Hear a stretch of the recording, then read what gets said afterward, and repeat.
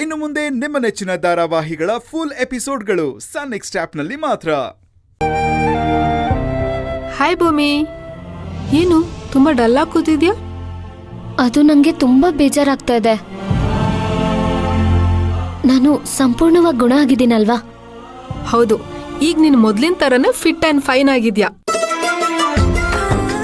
ನೀನೀಗ ಆರಾಮಾಗಿ ಕೆಲಸ ಮಾಡ್ಬೋದು, ಎಲ್ಲಿ ಬೇಕಾದ್ರೆ ಓಡಾಡ್ಬೋದು. ನನ್ನ ಹತ್ರ ಜಗಳ ಮಾಡ್ದಂಗೆ ನೀನ್ ಯಾರ ಜೊತೆ ಬೇಕಾದ್ರೆ ಜಗಳ ಕಾಯ್ಬೋದು. ಅಯ್ಯಯ್ಯೋ, ನೀವ್ ಅನ್ಕೊಂಡಿರೋ ತರ ನಾನೇನ್ ಜಗಳ ಗಂಟಿ ಅಲ್ಲ. ನನ್ ಕೋಪ ಏನಿದ್ರು ಅನ್ಯಾಯದ ವಿರುದ್ಧ ಇರತ್ತಷ್ಟೆ. ಅಲ್ಲ, ಇವಾಗ ಎಲ್ಲ ಸರಿ ಹೋಯ್ತಲ್ಲ, ನನ್ನನ್ನ ಡಿಸ್ಚಾರ್ಜ್ ಮಾಡಿ ಕಳಿಸ್ಬೋದಲ್ವಾ? ಅದನ್ನ ನಾನ್ ಹೇಳಕ್ಕಾಗಲ್ಲ, ಡಾಕ್ಟರ್ ಡಿಸೈಡ್ ಮಾಡ್ಬೇಕು. ಎಲ್ಲದಕ್ಕೂ ಡಾಕ್ಟರ್ನ ಕೇಳ್ಬೇಕು ಅಂತೀರಾ?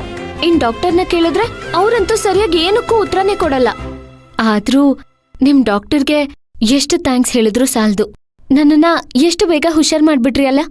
ನಿಜ, ಆದ್ರೆ ನೀನು ಬರೀ ಡಾಕ್ಟರ್ಗೆ ಥ್ಯಾಂಕ್ಸ್ ಅಂತ ಹೇಳಿದ್ರೆ ತಪ್ಪಾಗತ್ತೆ. ಮತ್ತೆ ಭೂಮಿ, ನೀನ್ ಹಾಸ್ಪಿಟಲ್ ಅಡ್ಮಿಟ್ ಆದಾಗ ನೀನ್ ಜೀವಂತವಾಗಿರ್ತಿ ಅಂತ ನಮ್ಗೆ ಯಾರಿಗೂ ನಂಬಿಕೆ ಇತ್ತಿಲ್ಲ. ಆದ್ರೆ ನೀನ್ ಇವತ್ತು ಎಷ್ಟು ಚೆನ್ನಾಗಿ ಮಾತಾಡ್ತಿದ್ಯಾ ಅಂದ್ರೆ ಅದಕ್ಕೆ ಕಾರಣ ಬರೀ ನಮ್ ಡಾಕ್ಟರ್ ಅಲ್ಲ. ಪ್ರತಿ ಹಂತದಲ್ಲೂ ನಿನ್ ಬಗ್ಗೆ ಕಾಳಜಿ ವಹಿಸ್ಕೊಂಡು ನಿನ್ನ ನೋಡ್ಕೊಂಡವರು ನಿಮ್ ಸೂರ್ಯ ಅವರು. ಯಾಕಂದ್ರೆ ಅವರು ಹಗಲು ಇರುಳು ಅಂತ ನೋಡ್ತಿರ್ಲಿಲ್ಲ. ನಿನ್ಗೆ ಪ್ರಜ್ಞೆ ಇಲ್ದಿದ್ದಾಗನು ನಿನ್ ಜೊತೆನೇ ಇರ್ತಾ ಇದ್ರು.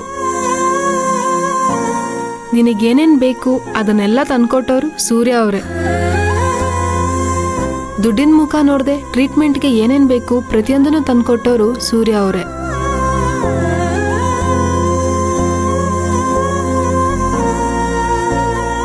ಈ ಹಾಸ್ಪಿಟ್ಲಲ್ಲಿ ಎಷ್ಟೊಂದು ಜನ ಅಡ್ಮಿಟ್ ಆಗಿದ್ದಾರೆ, ರೋಗ ವಾಸಿ ಮಾಡ್ಕೊಂಡು ಹೋಗಿದ್ದಾರೆ. ಆದ್ರೆ ಯಾರು ಸೂರ್ಯ ಅವರ ಹಾಗೆ ಇಷ್ಟು ಮುತುವರ್ಜಿಯಿಂದ ಯಾವ ಪೇಷಂಟ್ ಅನ್ನು ನೋಡ್ಕೊಂಡಿದ್ ನಾನು ನೋಡೇ ಇಲ್ಲ. ಅಡ್ಮಿಟ್ ಆಗಿದ್ದ 2 ತಿಂಗಳಲ್ಲೇನೆ ರಕ್ತ ಸಂಬಂಧಿಗಳು ಗೊಣಗೋಕ್ ಶುರು ಮಾಡ್ತಾರೆ. ಆದ್ರೆ ಸೂರ್ಯ ಅವರು ಒಂದಿನಾನು ನಿಮ್ ಬಗ್ಗೆ ಬೇಸರ ಮಾಡ್ಕೊಂಡಿದ್ದು ನಾನು ನೋಡೇ ಇಲ್ಲ. ನಿಜವಾಗ್ಲೂ ನೀನು ತುಂಬಾ ಅದೃಷ್ಟ ಮಾಡಿದ್ಯಾ.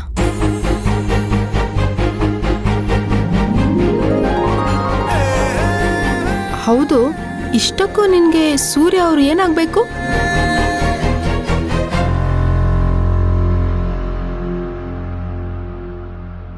ಅವರು ನಾನ್ ನಂಬಿದ ದೇವ್ರು.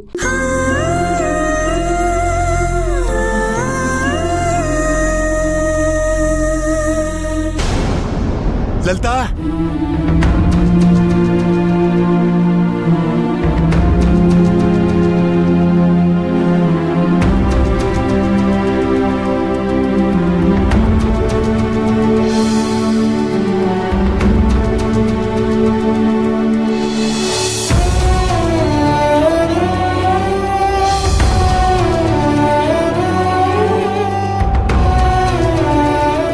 ಏನ್ರಮ್ಮ ಅಕ್ಕ ತಂಗಿರಿಬ್ರು ಭಕ್ತಿಯಿಂದ ದೇವ್ರಿಗೆ ಕೈ ಮುಗಿತಾ ಇದ್ದೀರಲ್ಲ, ಏನ್ ವಿಷಯ? ನನ್ನ ಗಂಡನ ಮನೆಯವ್ರು ನನ್ನ ಕೈ ಬಿಟ್ಟ ಮೇಲೆ ನಮ್ಮ ಮನೆ ದೇವರೇ ಅಲ್ವಾ ತಾತ ನಮ್ಮನ್ನು ಕಾಪಾಡಬೇಕಾಗಿರೋದು. ಅದಕ್ಕೆ ನನಗೆ ಯಶಸ್ಸು ಸಿಗ್ಲಿ ಅಂತ ದೇವ್ರ ಹತ್ರ ಬೇಡ್ಕೋತಾ ಇದ್ದೆ. ಒಳ್ಳೆ ಮನಸ್ಸು, ಒಳ್ಳೆ ಆಲೋಚನೆ ತುಂಬಿಕೊಂಡಿರೋರ್ಗೆ ಯಾವಾಗಲೂ ಯಶಸ್ಸು ಇದ್ದೇ ಇರುತ್ತೆ. ಆದ್ರೆ ನಿನಗೆ ಯಾವ ವಿಚಾರಕ್ಕೆ ಯಶಸ್ಸು ಬೇಕು ಅಂತ ಗೊತ್ತಾಗ್ತಾ ಇಲ್ಲಮ್ಮ. ತಾತ, ನಾವು ಬೆಂಗಳೂರಿಗೆ ಹೋಗ್ತಾ ಇದ್ದೀವಿ. ಸದ್ಯದಲ್ಲೇ ಕೋರ್ಟಲ್ಲಿ ನನ್ನ ಡಿವೋರ್ಸ್ ಕೇಸ್ ವಿಚಾರಣೆ ಶುರುವಾಗ್ತಿದೆ. ಕೇಸ್ ನಮ್ಮ ಪರವಾಗೇ ಆಗಲಿ ಅಂತ ಆಶೀರ್ವಾದ ಮಾಡಿ ತಾತ. ಇಷ್ಟ ಕಾಮ್ಯಾರ್ಥಂ ಸಿದ್ಧಿರಸ್ತು. ಎದ್ದೇಳಮ್ಮ. ರುಕ್ಮಿಣಿ, ನೀನು ಇವಳ ಜೊತೆ ಹೋಗ್ತಾ ಇದ್ಯಾ? ನಾನು ಇವಳ ಜೊತೆ ಹೋಗಿಲ್ಲ ಅಂದ್ರೆ ಯಾರು ಇವಳಗ್ ಧೈರ್ಯ ತುಂಬ್ತಾರೆ? ಯಾರು ಇವಳಗ್ ಸಪೋರ್ಟ್ ಮಾಡ್ತಾರೆ ತಾತ? ಅಲ್ರಮ್ಮ, ಇಬ್ರು ಹೆಣ್ಮಕ್ಳು ಸಿಟಿಗೆ ಹೋಗ್ತಾ ಇದ್ದೀರಲ್ಲ, ಅಲ್ಲಿ ಯಾರಾದ್ರೂ ನಿಮಗೆ ಪರಿಚಯ ಇದ್ದಾರಾ? ಹೋಗ್ಲಿ, ಆ ಊರು ಹೇಗಿದೆ ಅಂತನಾದ್ರೂ ನಿಮಗ್ ಗೊತ್ತಾ? ತಾತ, ಬೆಂಗಳೂರೇನು ಹೊರದೇಶದಲ್ಲ ಇದೆ. ನಾನು ಸಾಕಷ್ಟು ಸಲ ಬೆಂಗಳೂರಿಗೆ ಹೋಗಿ ಬಂದಿದ್ದೀನಿ. ನೀವೇನು ನಮ್ಮ ಬಗ್ಗೆ ಯೋಚನೆ ಮಾಡಬೇಡಿ. ನನ್ನ ಮನಸ್ಸು ಯಾಕೋ ಒಪ್ತಾ ಇಲ್ಲಮ್ಮ. ನೀವ್ಯಾಕೆ ನಿಮ್ಮ ಅಣ್ಣನ ಜೊತೆಲಿ ಕರ್ಕೊಂಡು ಹೋಗ್ಬಾರ್ದು? ಯಾವಣ್ಣ ತಾತ? ಇದೇನಮ್ಮ ಹೀಗೆ ಕೇಳ್ತಾ ಇದ್ಯಾ? ನಮ್ಮ ಸೂರ್ಯನ್ನ ನಿಮ್ಮ ಜೊತೆಲಿ ಕರ್ಕೊಂಡು ಹೋಗು ಅಂತ ಹೇಳ್ತಾ ಇದ್ದೀನಿ.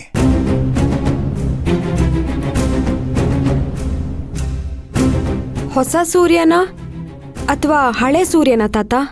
ಇಲ್ಲಿ ಹೊಸದು ಹಳೇದು ಅಂತ ಏನೂ ಇಲ್ಲ. ಇಲ್ಲಿರೋದು ಒಬ್ಬನೇ ಸೂರ್ಯ, ಅದು ನಾನೇ.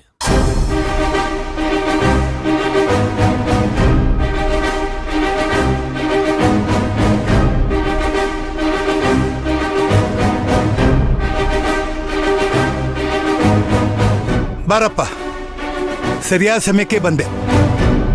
ನೀನು ಸಿಟಿಗೆ ಪದ್ಮಿನಿ ಜೊತೆ ಹೋಗ್ಬೇಕಾಗತ್ತೆ. ಇವನ್ ಅಲ್ಲಿಗ್ ಬಂದ್ ಏನ್ ಮಾಡ್ತಾನ್ ತಾತ? ನಾವ್ ಅಲ್ಲಿಗೆ ಏನಕ್ಕೆ ಹೋಗ್ತಿದೀವಿ ಅಂತ ಇವನು ಗೊತ್ತಿದ್ಯೋ ಇಲ್ವೋ? ಗೊತ್ತು, ನೀವು ಹೋಗ್ತಾ ಇರೋದು ಡಿವೋರ್ಸ್ ಕೇಸ್ ವಿಷಯವಾಗಿ. ಹತ್ತಿರದಲ್ಲೇ ನಿಮ್ಗೆ ಆ ಕೇಸ್ ಹಿಯರಿಂಗ್ ಇದೆ, ಅದಕ್ಕೋಸ್ಕರ ನೀವು ಅಲ್ಲಿ ಹೋಗ್ತಾ ಇದ್ದೀರಾ. Am I right? ಸರಿಯಾಗಿ ಹೇಳ್ದೆ ಕಣಪ್ಪ. ತಾತ, ಇವ್ರಿಗೆ ಯಾವಾಗ್ಲೂ ಇವ್ರ ತಂಗಿಯವ್ರದೇ ಚಿಂತೆ. ಈ ಕೇಸ್ನ ನಮ್ಮ ಅಪ್ಪನಿಗೆ ಕೊಡೋಣ ಅಂತ ನನ್ಗೆ ಎಷ್ಟ್ ಸರಿ ಹೇಳಿದ್ರು, ಇಲ್ಲ ನಿಮ್ಮಪ್ಪ 2-3 ಕೇಸ್ ಸೋತಿದ್ದಾರೆ, ನನ್ನ ತಂಗಿಯವ್ರು ನೋಡಿರೋ ಲಾಯರೇ ತುಂಬಾ ಚೆನ್ನಾಗಿದ್ದಾರೆ, ಅವ್ರು ಏನೇ ಡಿಸಿಷನ್ ತಗೊಂಡ್ರು ನಾನು ಅವ್ರಿಗೆ ಸಪೋರ್ಟ್ ಮಾಡ್ತೀನಿ ಅಂದಾಗೆ ಸದ್ಯದಲ್ಲೇ ಬೆಂಗಳೂರಿಗೆ ಹೋಗ್ಬೇಕಾಗತ್ತೆ ಅವರು ಅಂತ ಹೇಳ್ತಾ ಇರ್ತಾರೆ. ಇವ್ನ್ ನಮ್ ಜೊತೆ ಬಂದ್ರೆ ನೀವು ಒಂಟಿ ಆಗಲ್ವಾ? ನಾನ್ ಇವ್ರನ್ನ ಬಿಟ್ಟು ಬರ್ತೀನಿ ಅಂತ ಎಲ್ಲ ಹೇಳ್ದೆ. ಹೇಗಿದ್ರು ನಾವು ಮದ್ವೆ ಆದ್ಮೇಲೆ ಹೊರಗೆ ಎಲ್ಲೂ ಹೋಗಿಲ್ಲ. ಕೋರ್ಟ್ ಕೇಸಿನ ದಿನ ಪೂರ್ತಿ ಇರತ್ತಾ? ಫ್ರೀ ಟೈಮಲ್ಲಿ ನಾವೆಲ್ಲ ಆಚೆ ಹೋಗಿ ತಿರ್ಗಾಡ್ಕೊಂಡ್ ಬರ್ಬೋದಲ್ವಾ? ಹೌದಮ್ಮ, ಸರಿಯೂ ಹೇಳೋದು ಸರಿಯಾಗಿದೆ. ಅಣ್ಣ ಅತ್ತಿಗೆ ಜೊತೆಲಿದ್ರೆ ನಿಮಗೆ ಧೈರ್ಯನೂ ಬರುತ್ತೆ. ಹಾಗೇನೆ ಒಂದು 4-5 ಊರು ನೋಡ್ಕೊಂಡು ಬನ್ನಿ.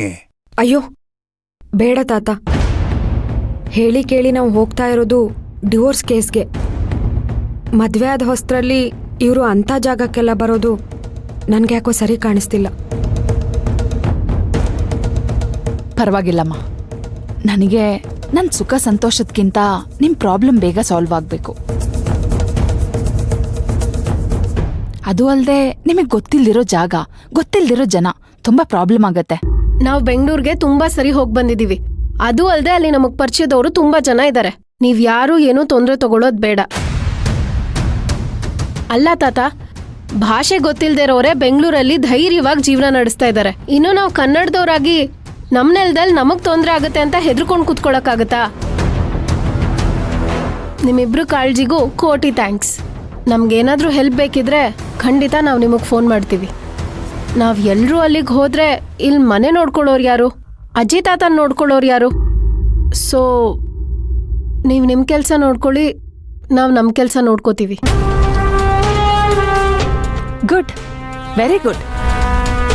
ನನಗೆ ನಿಮ್ಮೇಲೆ ನಂಬಿಕೆ ಇದೆ. ತುಂಬಾ ಚೆನ್ನಾಗಿ ಮಾತಾಡ್ತೀಯಾ, ತುಂಬಾ ಬೋಲ್ಡ್ ಆಗೂ ಇದೆಯಾ.